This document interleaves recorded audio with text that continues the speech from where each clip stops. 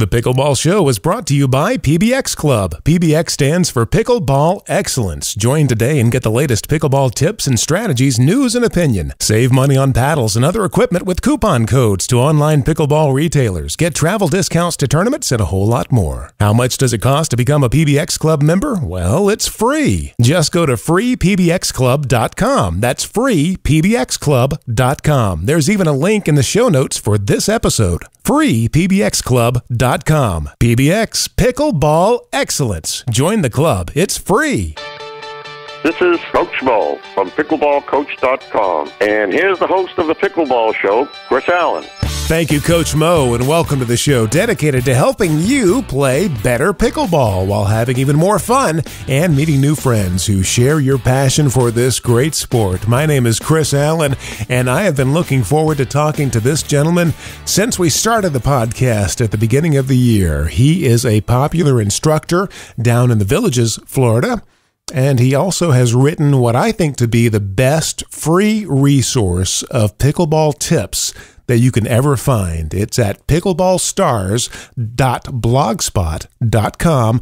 No need to remember that. We're going to link to it in the show notes, and you can click right over there and read all of his great tips. It is Mr. Jeff Shank. Jeff, welcome to the Pickleball Show. Thank you, Chris. Good to be here. I really do mean that. If somebody were to come to me and say, you know, I just discovered pickleball, I love it, I want to learn how to play the right way from the beginning, I don't want to learn a bunch of bad habits and then have to unlearn them later on, what should I do? I would tell them two things. I would say, number one, go look at the third shot video that your friends Brian Staub and his son Matt Staub did along with Rusty at Pickleball Channel. That third shot video, I think, is really, really important and really a key to understanding the way the game should be played. And then after you watch that video a few times, go over to Jeff Shank's blog, which is pickleballstars.blogspot.com, and we'll link to both of those in the show notes here, and read the 41 weekly pickleball tips that you wrote during 2013 and 2014. I think those tips are the best free resource out there for any pickleball player. What is your history? How did you discover the game, and what led you to go ahead and write those 41 tips? Well, Chris, I've been playing for 10 years, and I'm very, very fortunate to live where I do because there's so many good players in the Villages, a lot of national champions, the Staubs that you mentioned, Lydia Willis, Deb Harrison, Coach Mo, so many good players and so many good instructors. We also have quite a few Seattle players come to the Villages to play and practice, and I'm very much consider myself a student of the game. I am kind of like a compiler. I watch other instructors instruct players that are much better than I am and just take mental notes of what they tell people and kind of compile that. And that's what I use when I teach and when I did the blog. Most of what you read and 90% of what I teach is not anything that I came up with. It's just copying what the best players have told me. And when I've been around, when they've been teaching others, I just copy them and kind of pass that on. Well, you've done a great job with it. You really have. So much so that to tell you how much of a spaz I am about it, I copied and pasted all of your blog posts into my own little text document that I could save on my computer just in case, God forbid, you ever decided to take down the blog. I would have a copy because I never wanted to be without it, because I would tell somebody to read your blog and then play for 3 months and then go back and reread it again, because you're going to discover so many things that you didn't notice the first time, and then 3 months after that, read it again, and you're going to find out even more things. And it's got to be great to be able to play with those people on a regular basis, or just be a fly on the wall and pick up all of the little tips and nuances that they might not even be teaching other people. They're just kind of working on themselves. One of my favorite things, too, is your YouTube channel. You post great videos up there of just people that are they're just playing. There's not a tournament or anything like that. It could be, you know, Brian Staub and Matt Staub playing Rob Elliott and you or somebody like that. But you know, it goes on for 15 or 20 minutes. But I can watch those over and over again too, and pick up so many things just in the way that they're playing and kind of the you know, things they're telling themselves, do this, don't do that. Really, really informative. Absolutely, and that's one of the things that I tell people when I teach my clinics in the villages is go and watch the YouTube videos, especially of the USAPA Nationals. I did that for 20 minutes every day for a year. About 3 years ago is when I did that, and I just found that if I saw players doing something, it helped me to believe that I could do the same thing. I equate it a lot of times to somebody that did a backflip on a motorcycle. It took years and years and years and years before the first person was able to do a backflip on a motorcycle. Mm-hmm. But as soon as somebody saw that somebody else had done it, then so many people could do it after that. When you watch great players and see the things that they do, with practice, there really isn't any reason why I can't kind of copy that and pretty much do it myself. The classic example of that is, of course, Roger Bannister running the 4-minute mile. Yep. People for so many years thought it couldn't be done. The human body could not do it. And when he did it, 1 year after that, 30 other people had done it. Yep, it's amazing. Once you believe that you can do it, the mind will let you do it. And pickleball is such an incredible mind game. There's so much thinking that goes on in pickleball, and the strategies that you use, it's just phenomenal. And that's one of the reasons why I love the game so much. Now, you mentioned watching videos of the Nationals. When I do that sometimes, it appears to me, sometimes I'll be sitting there and I'm watching it, and there'll be a ball that looks like it looks high. I mean, all the guys are at the line, and the ball comes up, and I think, that's it. It's over. But it's not over. They just, somebody just, Enrique or somebody just dinks it back over and just keeps the ball in play. And I think sometimes, is it the video? Am I not seeing something that they're seeing? Is it that I remember Justin Rogers mentioned something to me when we were talking about something else. He said, to a 3-5-4-0 player, every shot looks like a kill shot. And I thought, maybe it's that. Maybe I'm seeing, I think every shot looks like that. Have you noticed that? Do you think that 3-5-4-0s, they want to take every little high ball and try to make something out of it, whereas the 5-0 players are patient and waiting for the right ball? Absolutely, and that's one thing that I teach is that beginner players, all they want to do is get the ball back over the net. Intermediate players, all they want to do is hit winners. They live and die to hit winners. And advanced players, they want to not make mistakes. They don't want to hit the ball out. They don't want to pop the ball up. And that's why you see advanced players, they'll have a lot more patience. They'll wait for a ball that they really believe that they can put away. And the marginal balls that they might hit into the net or their opponents might be able to bring it back just as quick against them, they'll let those go by and just make sure that they don't make a mistake. And that's what I found is the key thing with advanced players is they're not willing to make mistakes, where intermediate players, they could care less about mistakes. They just want to crank that ball and hit every ball as a winner. Yeah. And I think in the original post you did, you said they want to hit winners, intermediate players want to hit winners to prove that they deserve to be out there. Yep. Yeah. Yeah, I find myself doing that all the time. So yeah, it's good advice. That's one thing that's a little frustrating. Where I play in the villages, it's a rec center. We have about 20 different rec centers in the villages, and each rec center kind of attracts a certain level of play. And where I play is where, Brian Staub plays, Rob Elliott plays, Lydia Willis, Deb Harrison. So you get a lot of really good players there, and all the other players know that. So occasionally you'll get a 3.0 player that'll come there, and exactly what you say. They have the exact opposite attitude that they should have. They may be playing with a 3-5 player against a 4-5 and a 5-0 player, and their thought is, well, I'm the new kid here. I'm the weak link, so I've got to prove myself. I've got to hit every ball as a winner, and that's the exact opposite view that they should take. When I'm lucky enough to play in a match with Brian Staub and Rob Elliott and Phil Bagley, and I'm the fourth person in there, they don't mind playing with me as a partner because they know that all I'm going to do is just keep the ball low and in play and not make a mistake, and let whichever one of those four that I'm teamed up with, let them hit the winner, because it's going to be very, very difficult for me to hit a winner against any one of those three players, but I can be competitive with them because all I try and do is keep the ball low and in play, not pop the ball up, not try and hit a winner.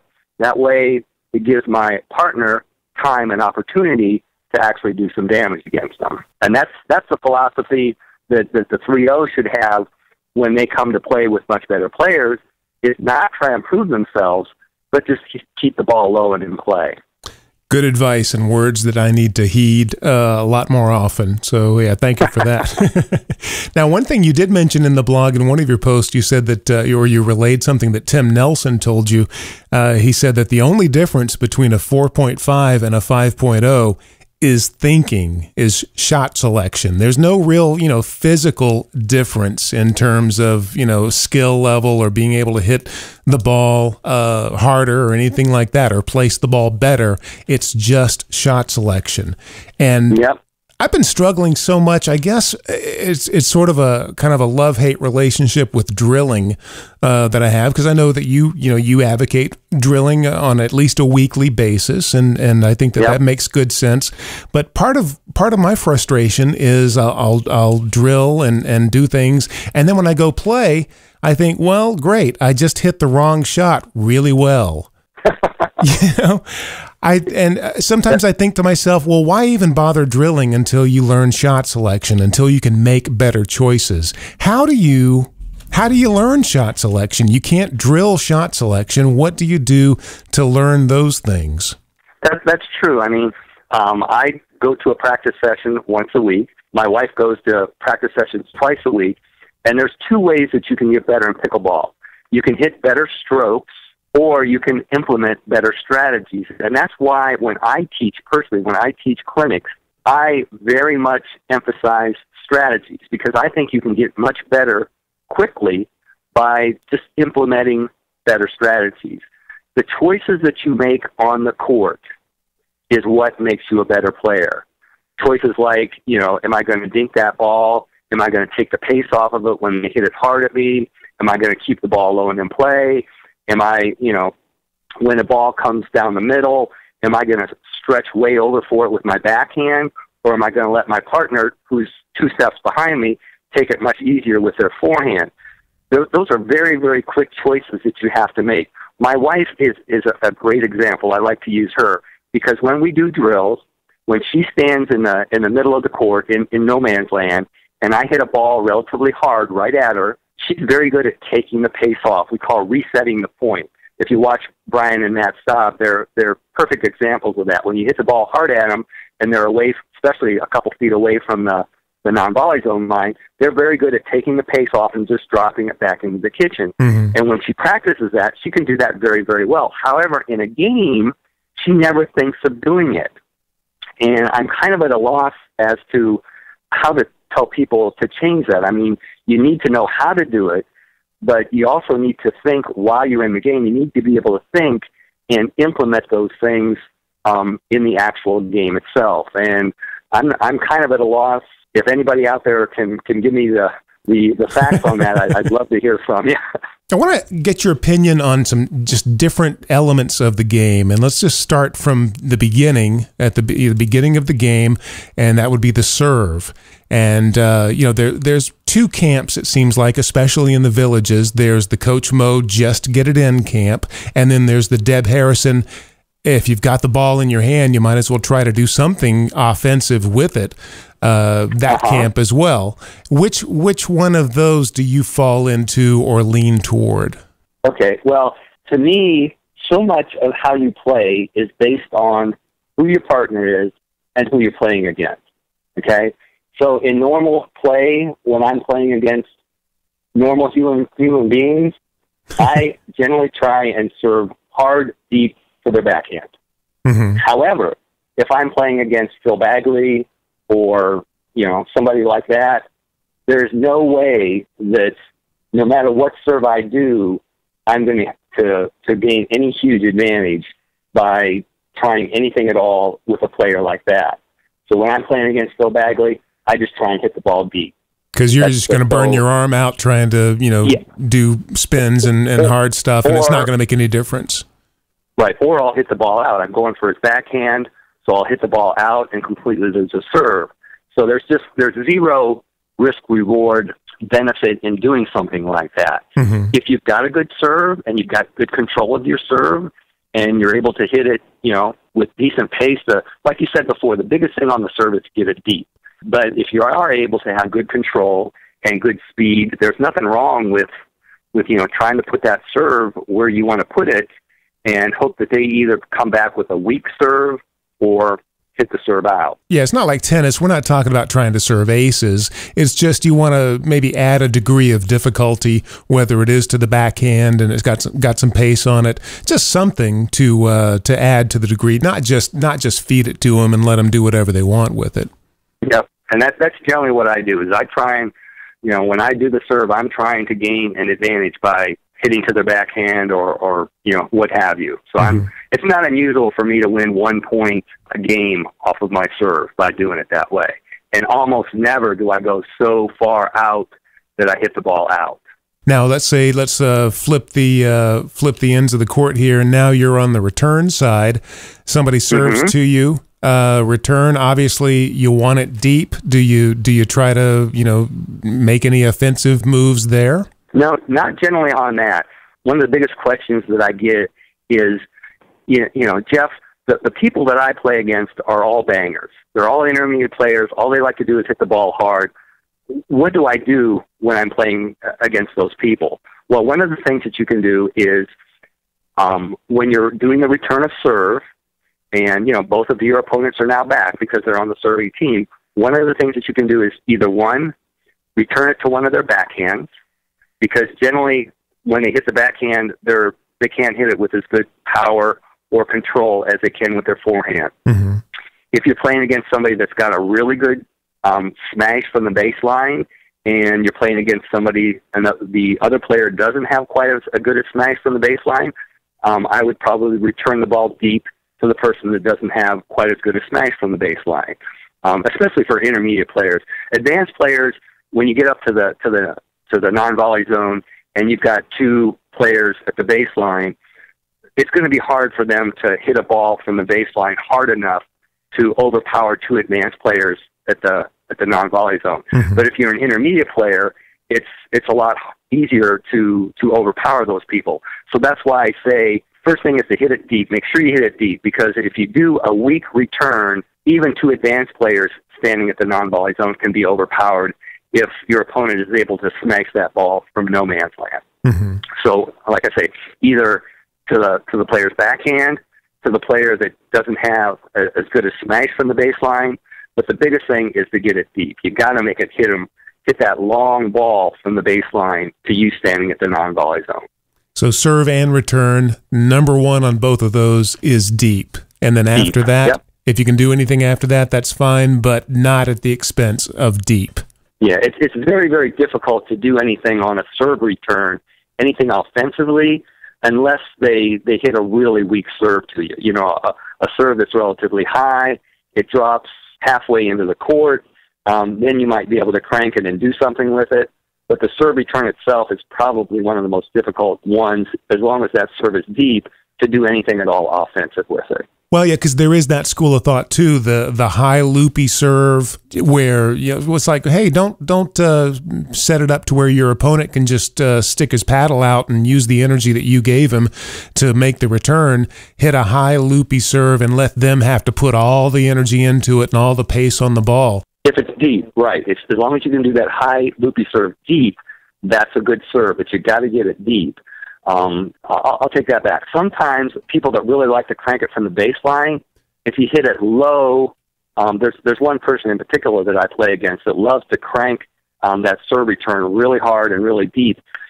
If you serve that person a really soft, low serve right near the non-volley zone lines, a lot of times they'll come running up and smash it deep or smash it into the net. Mm-hmm. But there's very few people that I'm going to serve short to. But again, Rob Elliott is a good example of that. He can use your hard serve and crank it back twice as hard. He's using your power on your serve to generate more power for him. He's one player that I will occasionally try and serve short, low ball to him because he likes pace. All right, good tip, Jeff. I'm just going to jot that down here and put that in my How to Beat Rob Elliott file in case we ever face off against each other in the Nationals. Never can tell.